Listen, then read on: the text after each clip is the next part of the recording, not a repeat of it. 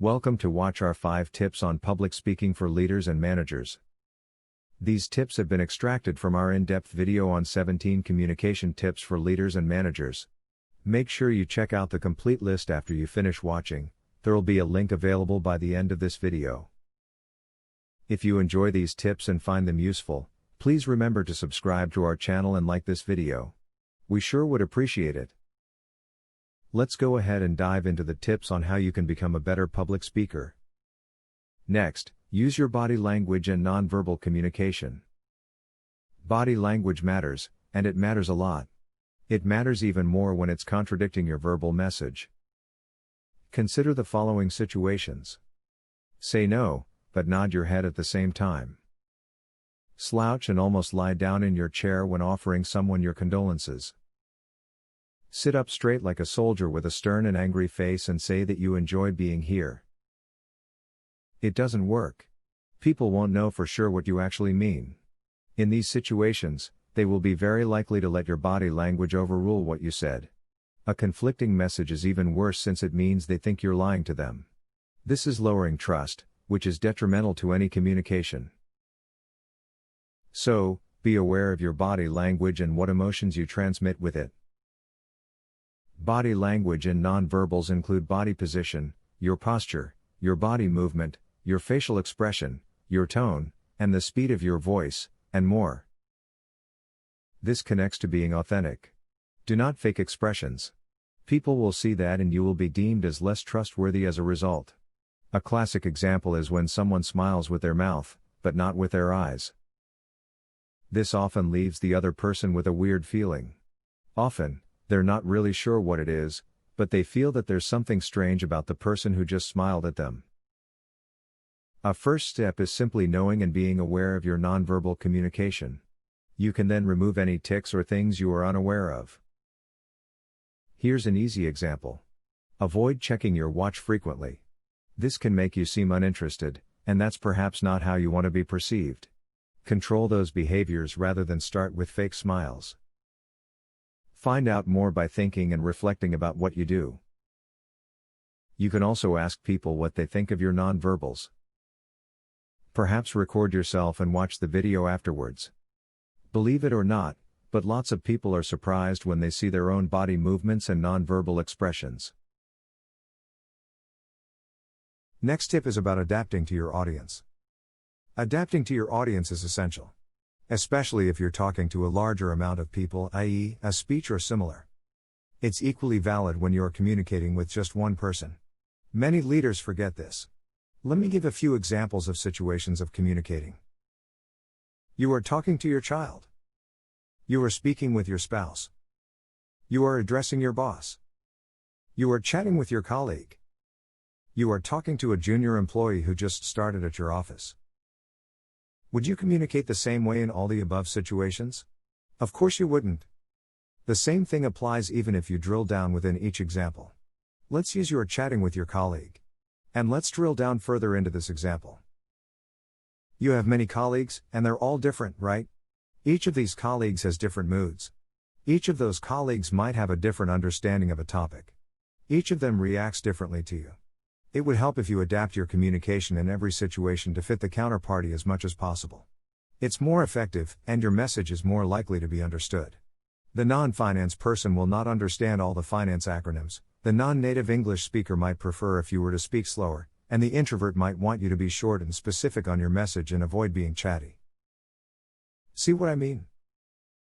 Consider how you can adapt your way of communicating to the audience you are currently addressing. Should you adapt your language? Your choice of words? Your tone? If you find a way to convey your message in a slightly better way, you've made your communication more effective. If you don't adapt to your audience at the present, then I suggest you consider how you can do this in the future. The next tip is focusing on how you use your voice. Speak clearly and articulated. Don't whisper, but don't yell either. Make sure you aren't speaking with your mouth closed. Don't state half-ready sentences. Avoid talking too fast. Obvious and easy, right? It isn't. If it were, people would be speaking much more clearly and articulate better. If you say hunter instead of hundred, you will be more difficult to understand. If you speak fast with your mouth barely open, it will become even worse. Do you have words that are additionally challenging due to your accent or dialect? Perhaps use synonyms if that increases the chances of your audience understanding you. The conclusion here is obvious. You will become a better communicator if you do whatever you can to make every message clear and audible. Consider looking at yourself on video or listen to a voice recording. Perhaps you will realize you are using filler words or mumbling without even knowing it. Try obtaining feedback from friends, colleagues, or even a voice coach.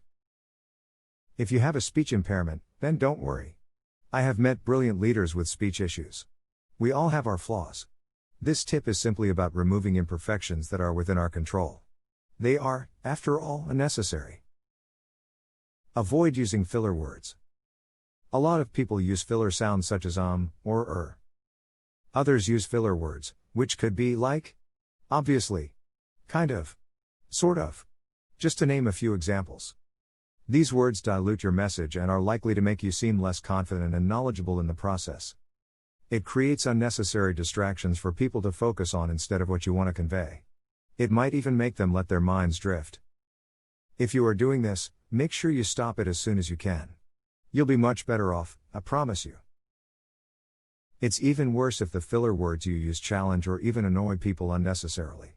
Words such as, no, but, however.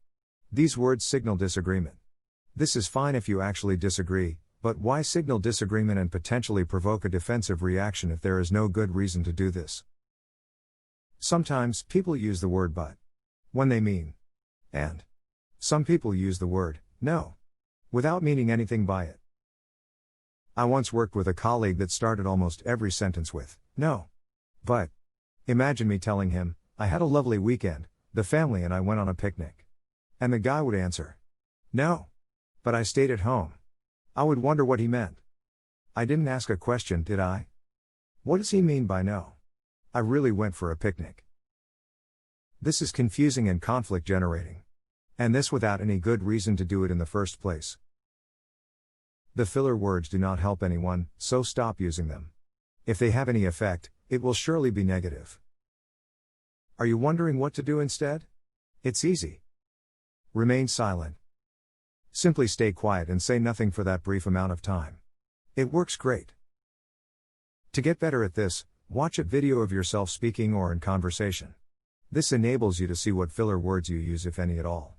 Then make up your mind and use interpersonal communication to remind yourself when you hear those words coming out of your mouth. There is another way to learn, preferably in a safe environment, such as with your spouse or a close friend. Ask them to raise their hand every time you use your filler word or sound. You will be surprised to see how often they'll be raising that arm.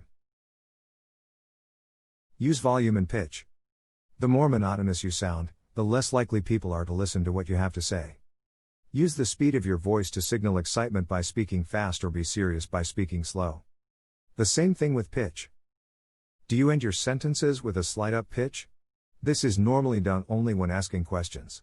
So, you might sound like you are asking questions when you are coming with a statement. Avoid this for anything else than questions. It simply confuses the people you're communicating with. You can speak louder for a while to hammer an important point, and you can speak softly and almost whispered to portray other emotions. This behavior will make your voice come alive much better, and it will intrigue people more. The end result? They will pay attention longer, and they will take in much more of your message than if you go along at the same pitch and same speed forever. The next tip is about seeking feedback on your communication. If you are communicating something truly significant, such as a company vision, why not obtain some feedback afterward? See how much stuck with people, see what questions emerged. Any doubts? Concerns? Additions? Perhaps there are new ideas? If you had a long presentation, then ask which parts were engaging. Also, ask which parts were boring and disengaging. Ask what was challenging to understand. You get the drift. Find out what worked and what didn't work.